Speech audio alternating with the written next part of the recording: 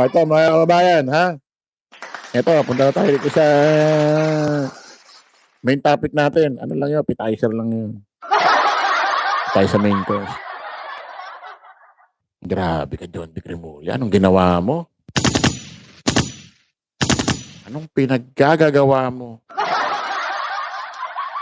Alam mo, mula nung narinig ko ito, ganyan na lang kalitingin ko sa'yo.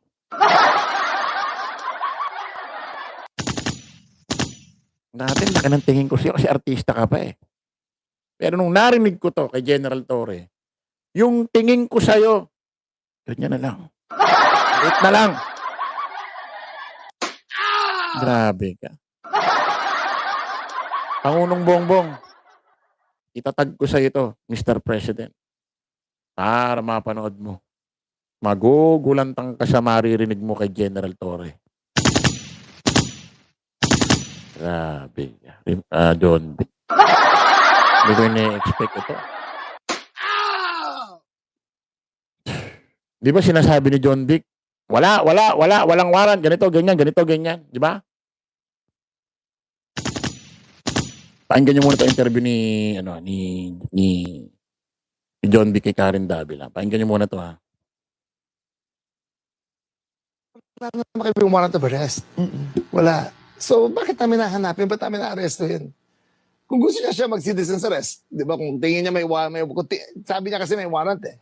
Hindi siya mag-arrest. Siya magdala dito, di ba? May warrant ba? Wala pa ako nakikita. Wala pang dumadating sa DILG, sa DOJ, sa PCTC, sa DFA. Wala pang dumadating. So, in our eyes, there is no warrant. But in Bato, si Bato, siguro may alam siya. Then why did... Wala naman kami warrant of arrest. Kaya sabi niya walang warrant, ha. DOJ, ganito, ganyan. No, hindi niya sinabi ombudsman. Ito, mga kababayan, makinig kayo, masasakay dito sa maririnig nyo kay General Torre. Eh ako, nung narinig ko, napatalon ako eh. Sabi ko, putik na yan. Paano nangyari yun? Pakinggan nyo si General Torre, ha. Kasi si General Torre, mga kababayan, ang daming siyang nagiging guesting siya sa iba't ibang programa ngayon. Siguro tinatawagan siya, inimbitahan siya kasi nga naikukumpara ngayon yung pag-aresto niya kay Digong at yung pag-aresto dito kay Bato de la Rosa. Kaya naiimbitahan siya kung saan-saang programa. Ngayon, may maririnig kayo latest na interview. Masasak kayo about dito sa warrant kung nasaan. Sabi ni break muna boss. Sabi ni Biner, mayroon ba tayong pang-break dito? Teka, tingnan natin kung may tayo. Baka may pang-break tayo. Sige. Saan ba? May pang-break tayo rito. Wala yata. Ito. Ayos to. Linggo-linggo, pang family day to. Pagmamahalad to. Ito. Buti pinaalala mo. Sino yan? Si Biner Concepcion. Ito 5, 4, 3, 2, 1. Patatawanin kita pag hindi ka masaya. Bubuhatin kita pag nirayuma ka na. Okay, sarap. Teka, may kanta putik. Makaka-copyright tayo rito. Buti tagalin natin yung volume.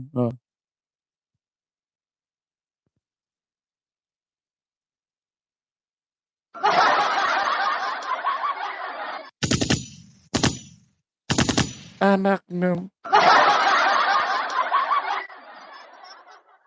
Isungal-ngal mo yung...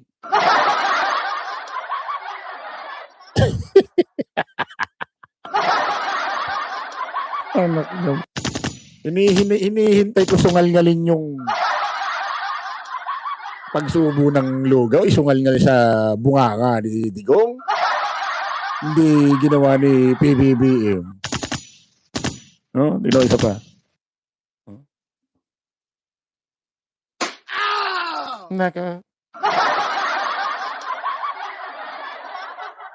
Tulak mo na ng malakas-lak. Nako po. Saan nila mo na kutsara? Hmm. Naku po. Putik na yan.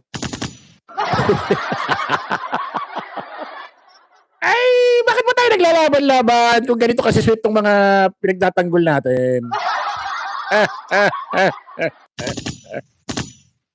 Tanga. Oh, meron pa ba rito commercial? Tignan natin kung may ano pa rito. Saan ba? Wala na yata eh. Tignan natin baka merong ano, may commercial tayo na ano to? Ito, commercial to.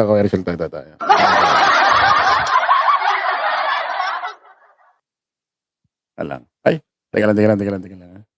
Ay, hindi, sa ano lang yata to, hindi ko na-save yata yung screenshot. Tingnan si Jinggoy.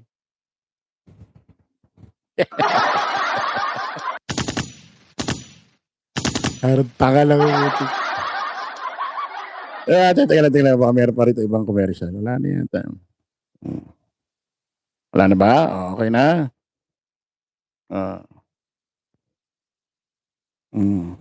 Hindi, teka, dito sa ano. Meron sila sa akin si... Saan ba yan?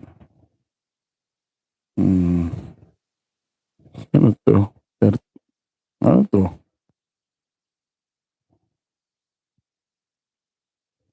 Nandito ka ngayon, ano ang mensahe mo sa mga huda sa Senado? Andito ako para sunduin yung 13 yan! Para mawala na yung 13 butas na yan! Sasama ko na yan! Yung isa nagtatago, alam ko kung nasan yan! Hihiramin mo ba siya ng mahabang buhok mo? Hindi! Tiringkal ko yan! Para mga gagi. Jolonso, salamat na sa palipad. Okay, dito na tayo mga kababayan, ha? Dito tayo sa mismong topic natin. Narinig niyo muna, ha? Ulitin natin to, ha? Ulitin muna natin kay Karen,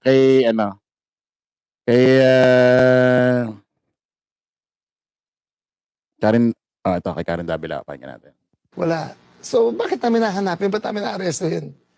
Kung gusto niya mag-citizen's arrest, di ba? Kung tingin niya sabi niya kasi may warrant eh. Hindi siya mag-arrest. Siya magdala dito, di ba? May warrant ba? Wala pa ako nakikita. Wala pang dumadating sa DILG, sa DOJ, sa PCTC, sa DFA. Wala pang dumadating. So, in our eyes, there is no warrant. But in Bato, si Bato siguro may alam siya. Then why did... Wala naman kami warrant of arrest. Ito, ha?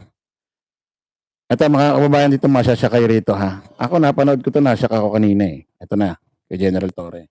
Kasi naimbitahan nga siya sa iba't ibang programa kasi nga, kinukumpara yung pag-aresto niya kay Digong at pag-aresto ngayon kay Bato. Ngayon, press 4. Alam niyo ba yung kamkrame? Di ba alam niyo yung kamkrame? Di ba yung DILG nasa kamkrame din? Ang DILG nasa kamkrame rin eh.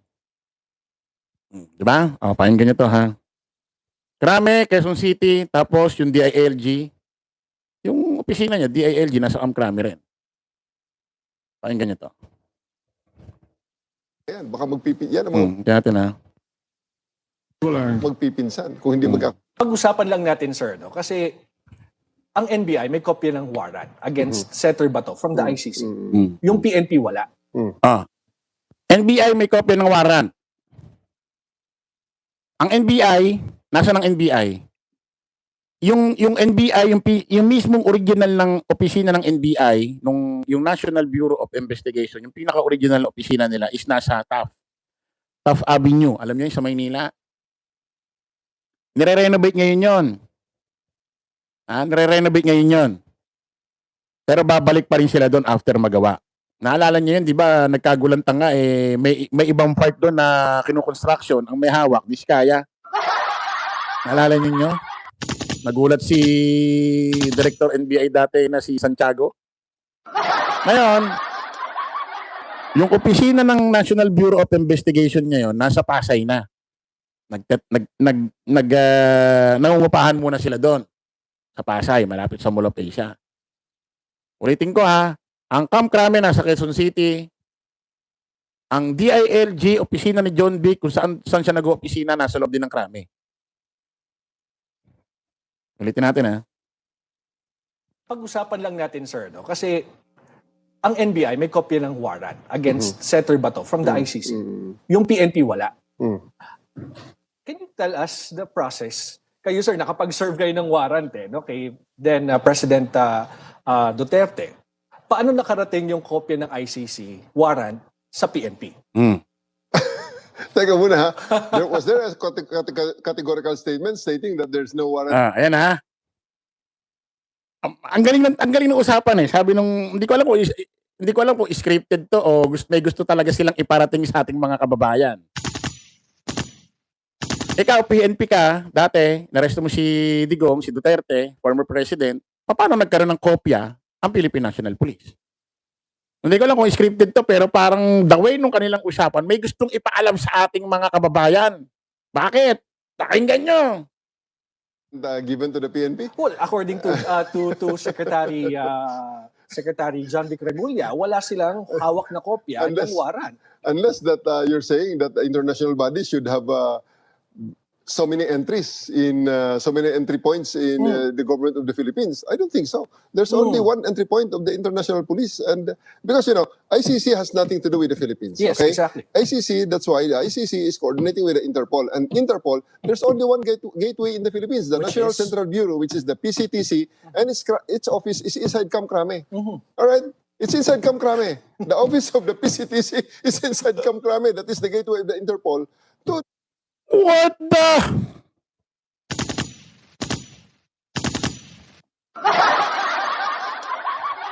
Parinig nyo?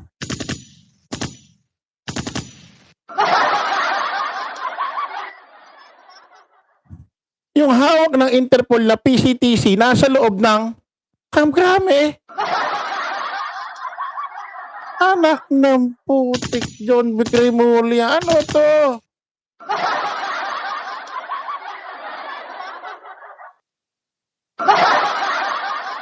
Nagets nyo?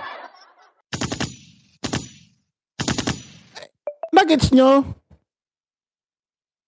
Bakit mawawala ng kopya? Hindi malalaman ni John Vic Remulla na may warrant si Bato ay yung pinanggalingan nandun lang pala sa loob ng Camp Crame.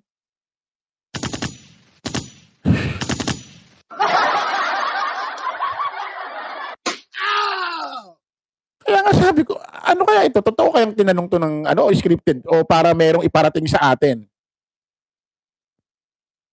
Isipin mo, yung PCTC na Interpol, nandun lang pala sa loob ng Camp Crame yun. Ay, nagtatawa na. Try natin ulit ha.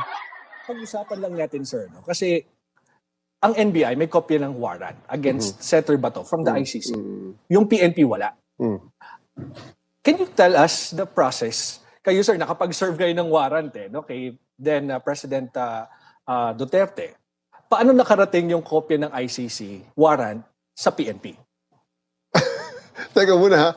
Was there a categorical statement stating that there's no warrant given to the PNP? Well, according to Secretary John Vic Remulla, wala silang hawak na kopya ng warrant. Unless that you're saying that the international bodies should have so many entries in so many entry points in the government of the Philippines. I don't think so. There's only one entry point of the international police, and because ICC has nothing to do with the Philippines. Yes, okay? exactly. ICC, that's why the ICC is coordinating with the Interpol, and Interpol, there's only one gateway in the Philippines, the Which National is? Central Bureau, which is the PCTC, and its office is inside Camp Crame. All right.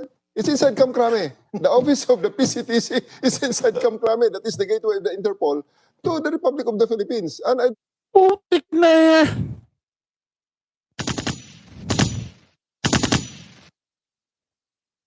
Isipin mo yung kabady, yung kumbaga ka-company ng Interpol na PCTC. Wala naman ibang entry point sa buong Pilipinas kahit sa ang ahensya ng gobyerno. Walang entry point. Ibig sabihin, walang ibang pwedeng papasukan, wala kang ibang pag sinabing may kukunin ka sa PCTC, wala ka nang ibang pwedeng puntahan kundi loob lang ng Camp Crame. Hindi katulad na punta ka ng SSS, merong SSS sa Antipolo, SSS sa Quezon City, may SSS sa Maynila, may SSS sa kung saan-saan. Pero pag sinabing PCTC, wala ka nang ibang pupuntaang building ahensya entry point, walang iba kundi sa loob ng Camp Crame at ang PCTC kabady ng Interpol. Ibig mo sabihin, John Vic, nagkaroon ng kopya ang NBI ng warrant kahit nasa Maynila, kahit nangungupahan sila ngayon sa Pasay, ikaw, ang opisina mo, DILG, sa loob ng Camp Crame, PCTC, nandyan din, wala kang alam. Naku po, Pangulong Bongbong. Naku po, Sus Maria Josep. Wala na.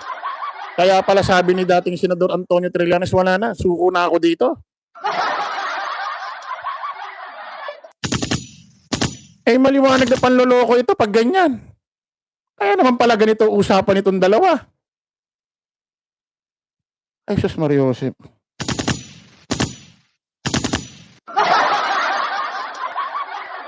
Putik na yan.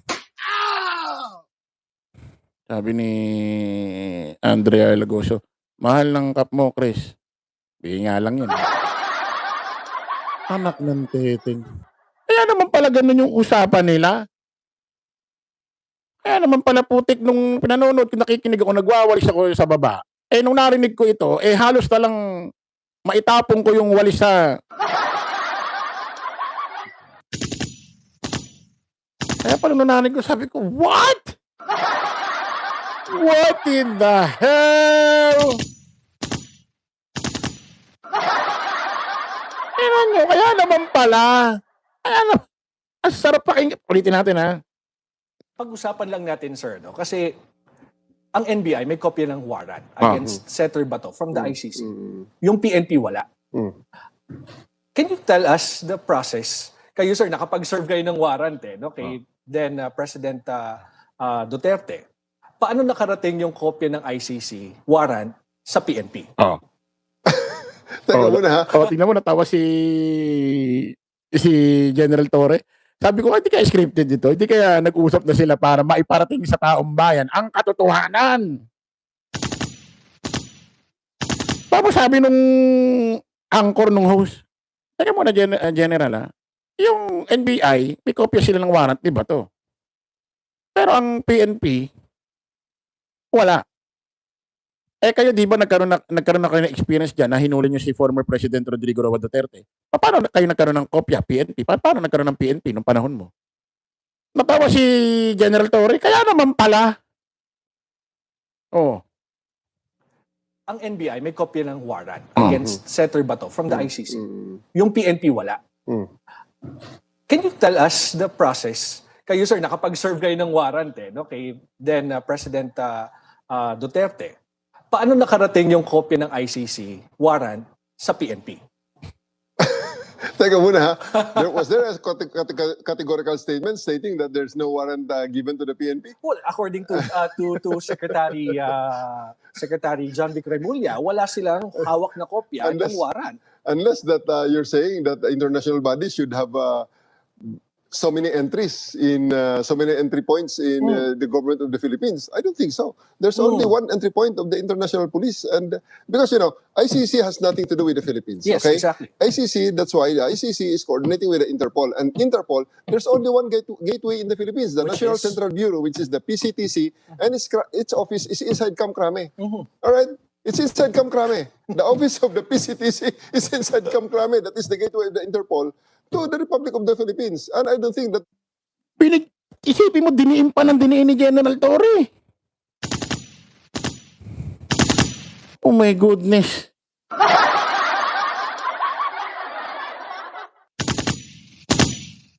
Wala nang ibang entry point.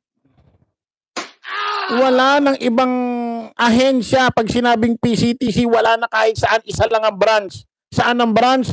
Loob ng Crame. Ano yung Camp Crame? Headquarters ng PNP. Ano yung PNP headquarters? Nandyan, hawak ng DILG. Nakakataas sa kanila. Nasa ng DILG office, nasa Camp Crame din. Ibig sabihin, Camp Crame, DILG, PCTC, nandun sila lahat sa loob. Anak ng...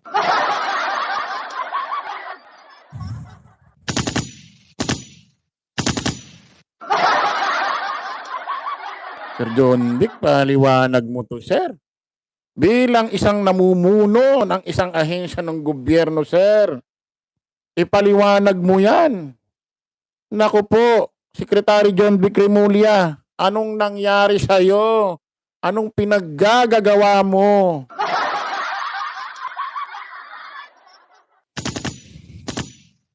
Naku po, Pangulong Bongbong, kailangan mo ng desisyonan ito, sir. Maliwanag na panloloko ito. Hindi ka hindi ka nga sasakay ng toda. May hindi ka magta-tricycle, hindi ka sasakay ng dipadyak. Nandun sa loob. Nako po. Maliwanag na gaguhan ito. Anong ginagawa niyo sa mga tao? Dismayado. Buti na lang itong si General Nicolas Torre III, itong ating former PNP chief, ay pinauunlakan yung mga nag-iimbita sa kanya ma-interview about dito. Naliliwanagan tayo. Nako po. Ginawa mo siya, John Vic. Tapos sasabihin mo, tatakbo kang presidente sa 2028. Ano magiging tanim mo sa utak ng mamamayang Pilipino para maisip ka naming maiboto sa 2028? Itong mga achievement mo, ito ba ang magiging rason para iboto ka ng mamamayang Pilipino sa 2028? Naku po.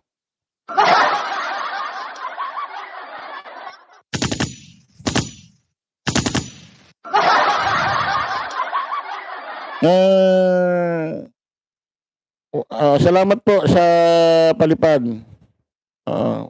Salamat po. Huwag daw banggitin. Salamat. Pati yung nagpalipad kanina. Sino ba ito? Kalimutan ko, nawala sa pangalan ko. Ito kasi si John Vic Remulla. Kanina si Joe Alonso. Pati yung uling nagpalipad ito. Si ma'am yung number lang. Salamat mama. Kung sino ka ma'am. Palaing ka.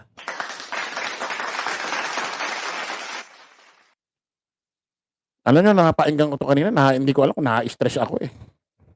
Ang plano ko, mag-general cleaning sa baba namin. Nung narinig ko to, nawalan ako ng gana. Nanghina ako.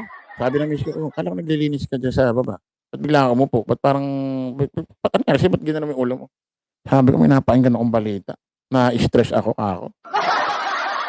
Hindi ko ini-expect na gano'n yung maririnig ko dun sa wala. Gusto ko lang i-play yung itong interview na ito kay General Torre.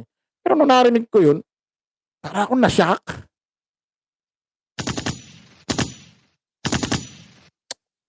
Ginawa mo, Sir John Vic? Anong pinaggagawa mo sa panunungkulan mo, sir? Anong ginagawa mo? Minsan lang tayo mabuhay sa mundo. Minsan lang tayo mabuhay. Minsan lang tayo, alam mo yun, magawa ang dapat magawa. Ang sabi nga ni Senador Robin Padilla sa isang pelikula niya, sabi nga niya sa isang pelikula niya, ano sabi ni Senador Robin? Pakinggan mo, Secretary John Vic. Minsan lang ako dadaan sa landas na ito. Ang gusto ko, pag ako umalis, may iwanan akong kabutihan. Kita mo yun? Sa pelikula lang yun, ha? Sa pelikula. Hindi siya totoong buhay.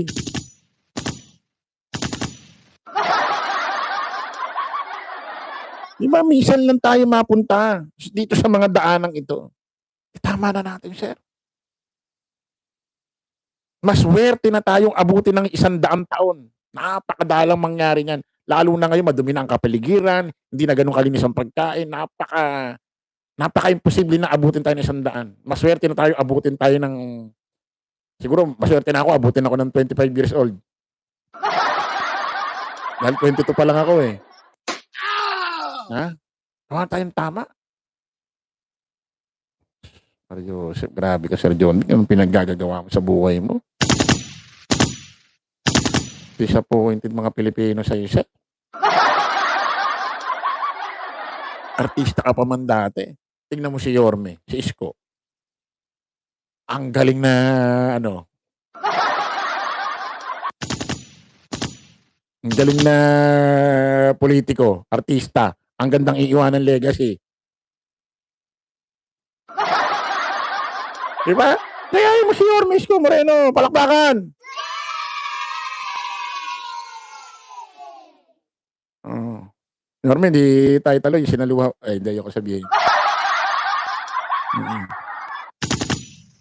Okay na mga kababayan ha. Kita-kita na lang ulit tayo at ako'y nagugutom eh. Nag-i-stack muna ako. Kita-kita ulit tayo mamaya ha. Maraming salamat. Nakaka-disappoint no? Press 5. Nakaka-disappoint no? Ako sa totoo lang nagpapatawa lang ako, natatawa lang ako pero deep inside disappointed talaga ako rito sa narinig ko. Hindi ko ini-expect to. Grabe ka Sir John Vic. Ginawa mo sa buhay mo sir. Kita-kita ulit tayo mga kababayan. Maraming salamat. Bye-bye po. Wala kang gawa